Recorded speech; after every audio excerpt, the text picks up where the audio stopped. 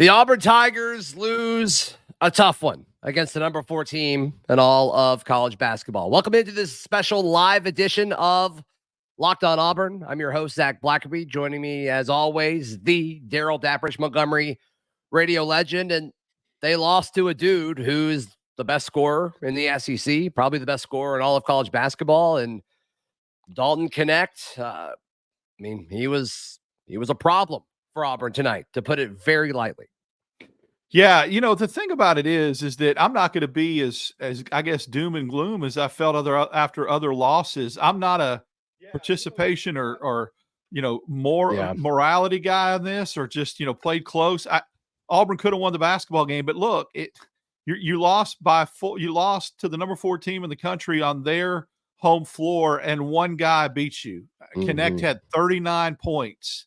At nights like this, when the other team shoots over 50% from 3 and one guy turns into Larry freaking Bird, you tip your cap and you move on. Yeah. Because Auburn played well. Auburn had good balanced scoring. There are a lot of things that Auburn did well tonight. I'm I'm not going to be negative about it. I'm excited about this team. I don't like losses. Again, I'm not into moral victories, but Auburn showed me something tonight. They went toe-to-toe with the best team in the SEC on their home floor and had a chance with under 2 minutes to go to make it a one-possession game. And the guy you thought you might not get back until the SEC tournament gives you double digits in Jaylen Williams and rounds up a little bit to give you – you got to be a little bit excited about what's going to happen the last 3 games and then going into the SEC tournament. That's big that he came back, Jaylen Williams. I think the future's bright. I'm optimistic about this team. This loss changes nothing for me on that. Nothing. But you and I predicted Auburn would lose, so that's I'm not shocked by this. We were talking about this before the game ended, but I thought Auburn was going to get blown out. I did not think this was going to be close. And honestly, the final score, I don't think really tells the story here. I think this was a borderline top 10 team against a top 4 team in college basketball, and it was physical. And I hate that they allowed them to be physical in the first half and then didn't allow them to be physical in the second half. I'm fine with however you want to call a game. It just needs to be consistent. But Auburn still had some moments where they should have been a little bit better if you want to beat a top 4 team on the road. Broom can't miss 2 of his free throws in a row in the same trip to the charity stripe. There were several times where, it seemed like it was always the guards, but that's probably not always true. But Auburn would be in a fast break transitional situation to where they could score, and they had numbers, and they just did weird things with the basketball, whether they're trying to be too fancy and alley-oop it to another teammate, or just passing it way over folks' head. It was odd. And sometimes I think they're trying too hard to make a highlight play instead of the routine play where they can just score extra points. But we've seen that from this team all year. It just gets exposed a little bit more when you're on the road playing the number 4 team in the country. You're talking about 2 teams that are considered 2 of the more elite defensive teams in the country. I didn't feel like this game was going to be a blowout. I looked at the trends, and I looked at what happened the last 3 or 4 times Auburn has played in Knoxville. They've won 2 and lost 2 and played Tennessee very close. This game had a Sweet 16 type feel to it as far as the teams going at it and the flow. Yeah. It really did. So it's very simple. Tennessee got to the line more because they drove the basketball more efficiently and effectively than Auburn. They went to the rim hard, got to the free throw line more legitimately, and made more free throws. They shot 52% from 3. Zach, you're not going to beat a lot of people if you let them shoot 52%. And then we talked about Connect.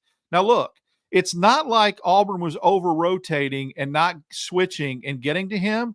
You got to give him credit. He hit shots with dudes in his face. Tough contested shots. He went to the rim. Again, I don't want to just concede anything, but nights like tonight when you play your tail off, and true, there are things Auburn could have done differently. They could have rebounded the basketball better and not given Tennessee so many second chance points. That would have been a difference. But other than that, you got to just go okay, tip your hat. Dude went off 39 points and hit a lot of tough shots. It's insane. It's hard. It's hard to find too much to criticize with Auburn's effort, what they did. Now, could they have run a little more effective offensive sets? Maybe, but they did score. What was it? What did Auburn's final total? 82? Is that what they ended up scoring, Zach? No, the final was 92-84. Okay. Auburn scored 84 against yeah. one of the more elite defensive teams in the country. Now they gave up, 92 as well. But Auburn shot 41% from three, Darrell. Going into this game, if I told you Auburn shot 41% from three, you say we win. And obviously that's not what happened, because Tennessee shot 53% from three, which is ridiculous. And that's what Auburn did last game. And we were talking about, oh my goodness, all these players are just jiving. It's like, some nights that's just what happens. And it's fun when it's your team. It stinks when it's the team that's playing your team. What would you have said if I told you that Auburn shot what they did from from the 3-point line? If I told you how many guys scored 8 or more points, and if I said, oh, by the way, Jaylen Williams scored 12 off the bench tonight, we'd be pretty excited about that and pretty optimistic. And again, me and a lot of people, I'm not a sunshine and rainbows guy. I'm just not. But I also try to be a little realistic and look at things throughout the course of the game. And I don't feel better because Auburn lost. It's not like I'm like, oh, I feel better. We played hard. That's upwards. Yeah. But I also know that Auburn's got 3 very, very winnable games, their last 3 games. And if they play like this with getting Jaylen Williams back, no reason why they shouldn't sweep those 3, go into the SEC tournament with a ton of momentum. And if you don't think the team that played tonight, the way they played tonight, can't make some noise in the SEC tournament, I don't know what to tell you. Not you specifically, I'm being generic. That I just think there's a lot to kind of – I don't want to have a defeatist attitude and go, well, we didn't pick Auburn winning this game anyway. I don't – because they were up 8 with 10 minutes to go. Yeah, right? It's the weirdest – this is the weirdest show that we've done after a loss, because it's like I really – Tennessee shot great tonight. Dalton Connect was unconscious the whole time, and it's like I think what our guys did was fine. Were there issues? Sure. Were there silly passes? Absolutely. Chad Baker-Mazara, please don't pass behind your back anymore. Several people in the live chat saying that. It's like, sometimes it just seems like we're trying so hard for the highlight play instead of doing the smart play. And that's, once again, that's not just a tonight thing, but and there are still some issues, but it's nothing different than what we've talked about before. Silly passes in transition. Yeah. Point guard, point production. Aiden had 5, 2 of 5 from the floor. Trey Donaldson was 0 for 1. And I wish there was a way for me to pull up easily, like how many points Denver Jones scored when he was at the point guard spot, but I can't imagine that he did. He only shot it 4 times tonight, which seems very low.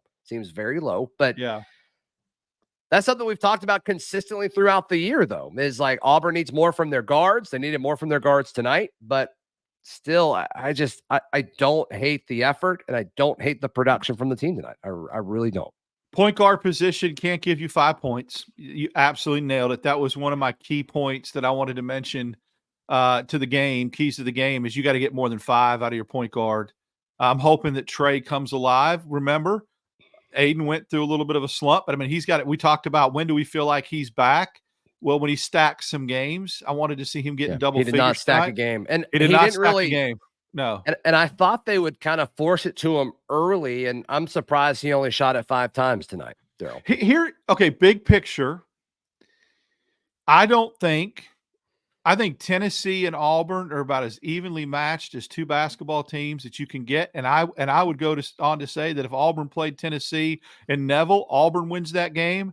And on a neutral floor, I might think that Auburn would have a little bit better of a chance. I just do. I think that, again, on the road in the SEC, you lost 8, but that was a very close game with, a minute and a half to go. I think Tennessee's very good. I think that they're very evenly matched. But I think on a neutral floor, you got a shot, and definitely in Neville Arena. Auburn has showed that Tennessee hadn't beat Auburn in a long, long time. Yeah, but, just to – and we're on the same page tonight, but just to kind of push back a little bit, like, it doesn't matter if they would beat Tennessee and Neville, right? Because the next time Auburn plays a big game, I don't think any of the remaining games, we'll talk about the rest of the schedule in a second. I don't really think Auburn has a big game left in the regular season. So let me clarify. Okay. It does matter. This is why. I think Auburn beats Tennessee in Neville worse than Tennessee beats Auburn in their home court.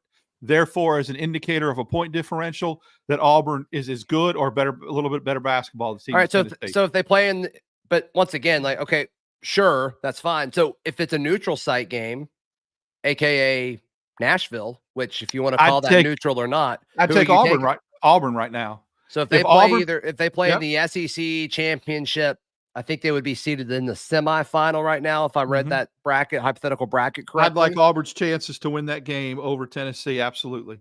Okay. I would. All right. Live chat. Who would you take if Auburn and Tennessee squared off? If the seeding works out that way, and we've still got a few games to go, who would you take in a matchup between Auburn and Tennessee and Nashville in the SEC tournament? Because that's when the next big game will happen for Auburn. I think they're going to take care of business the rest of the way. We said that going into this game, just because the level of competition now that Auburn will face is significantly lower. I mean, it definitely gets easier. I will tell you this: if you hooked up Rick Barnes and his coaching staff to a polygraph or gave them some truth serum and asked them, "Hey, do you want to see Auburn again in the SEC tournament?" The answer would be an astounding no. We do not. They know. Yeah, but I mean, does Auburn want to see Tennessee again? I think that's I think they do. Absolutely. Absolutely. Okay. I feel in my loins right now that Auburn wants some Tennessee on a neutral floor to avenge what happened tonight because they felt like they could have won the game. It's not a game that left a poor taste in their mouth, but it's a game they felt like, hey, we could have won that game. If a couple different things would have happened, and if we get them again, by God, we will. That's how I feel Auburn is thinking right now, their mindset. I really do. I think it's similar to when they lost to Alabama and were itching to play them again 2 weeks later, albeit at home, but still neutral floor. Auburn has shown that they can beat Tennessee and Nashville. They have. Mm-hmm. It's not something that Bruce Pearl and Stephen Pearl and his staff shot away from. They did it in 2019. I think Auburn would love to get the opportunity to play them again. I really do. Yeah. So Auburn's final 3 games, go ahead and drop what you think Auburn will do over their final 3 games in the live chat. Auburn they host Mississippi State this weekend. They go to Missouri next Tuesday. It's an 8:00 tip. And then they host Georgia for Senior Day. That is the following Saturday. Go ahead and drop those in the live chat. Would love to hear your thoughts. And Saturday's going to be, I think, a dog fight. I don't want people just to think, that's going to be a walkover. No, we'll definitely jump into it for sure. Yeah. For sure. Today's show is brought to you by our friends at Game Time. Game Time is the fast and easy way to buy tickets for all the sports, music, comedy, and theater events near you. Right now, all users can get $20 off whenever they use promo code Locked On. Game Time, very easy to use app. You can see the view from the venue from the seat that you were checking out. And you can buy a ticket in like 3 clicks. It's very fast. And it's the cheapest because of the Game Time price guarantee. So download the free Game Time app.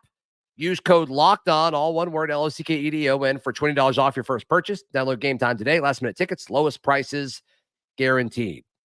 Getting several 3-0s, getting several 2-1s, but most people in the live chat are saying 3-0 for Auburn's final 3 games. And I will say Auburn goes 3-0 in their final 3 games.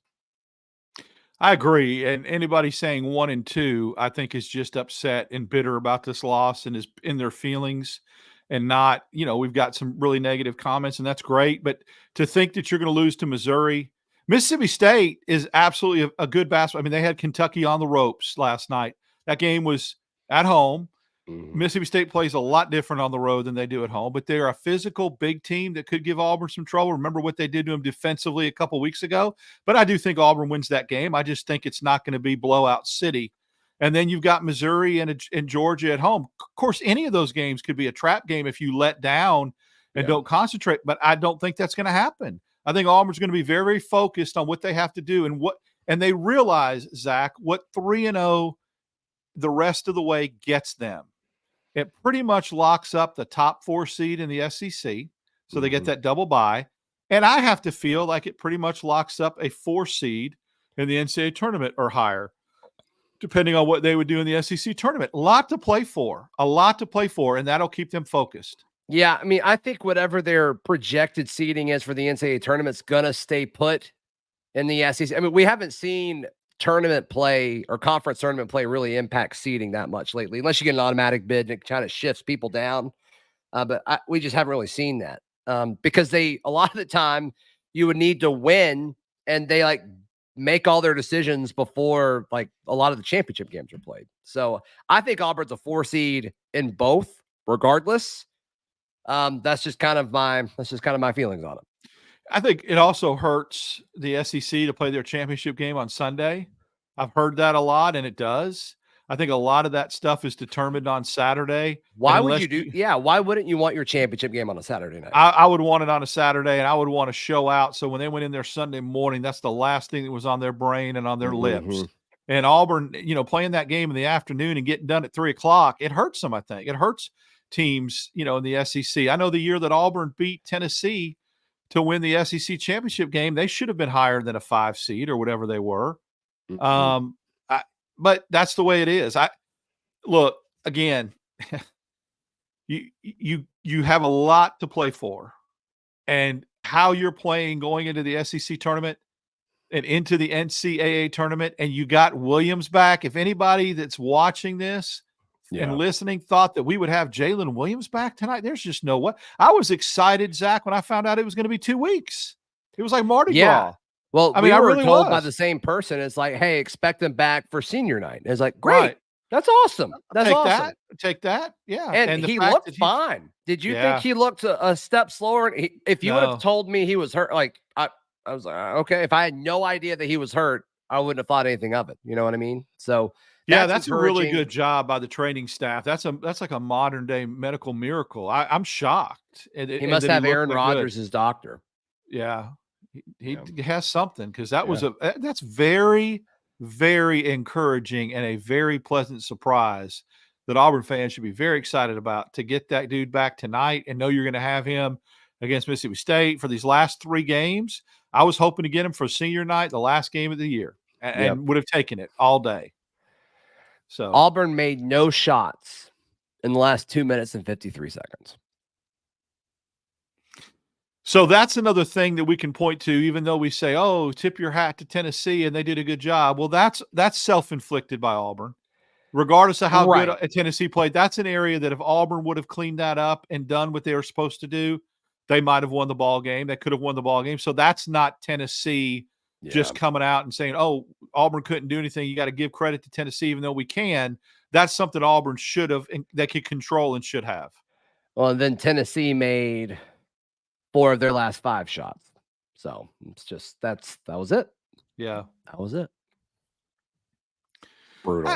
I think when you get down to the last 2 minutes of the game and you can get separation, I mean, that's what happened. They made shots.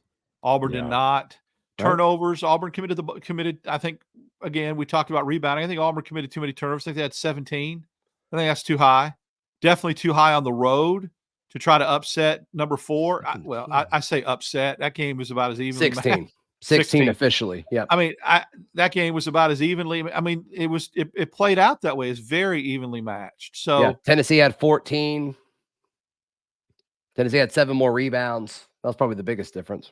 I heard somebody say in a pre game thing, and they were talking about this game tonight, that I don't know if it was Bruce Pearl or somebody on the staff said, you let Connect get his 25, and then you make sure you control everybody else. What I would have given for him to get his 25. Yeah. It's like, please just score 25. That's 14 less, and you lose 8. I don't know if someone else. It's a different ball game. Yeah, and I don't know if someone else would have picked up the slack, or I would have rather somebody else be shooting it and attacking the basket than him, though. That's for sure. Yeah. So he's got a really, really good explosive first step to the basket that's almost unguardable. Oh, yeah, he's just a step faster, man. I think that's why he'll play at the next level. I think he's got a potential to play at the next level. I really do. Insane. I hate that this is going to be overlooked, but Janai Broom was incredible tonight. 23 points, 9 of 16.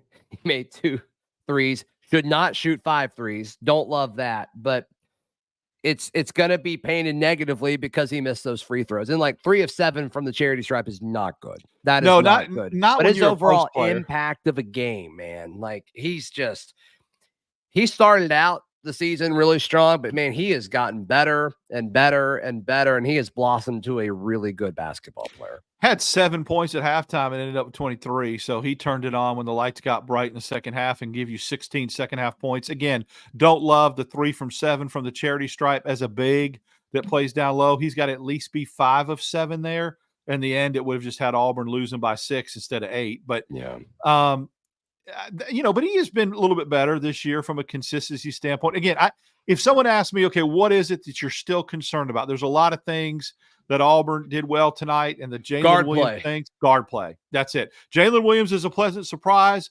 Guard play scares the crap out of me. It just does. I mean, I kind of feel good about everything else when you go into tournament season, but I don't see anything drastically changing. And that's what last game was so big, because Aiden Holloway kind of had his coming out party again.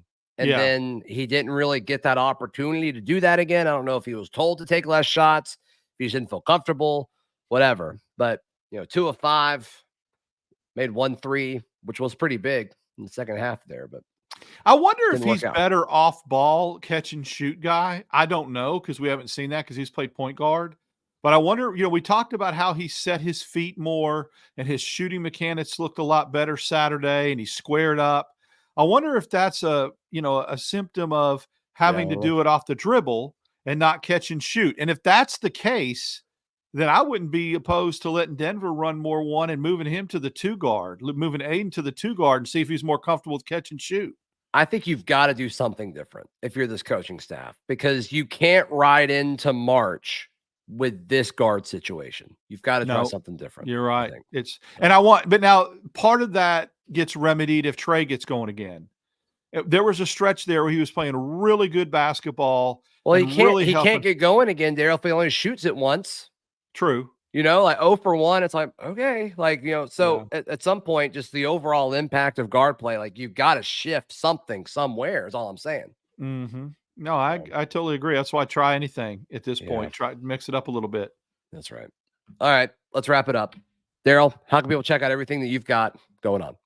Follow me on X, Dap6410, after every basketball postcast, and then Wednesdays and Fridays with you, my friend, on Locked On Auburn. Yep. So be sure to like this video and subscribe to the channel, and we will see you tomorrow. This has been Locked On Auburn.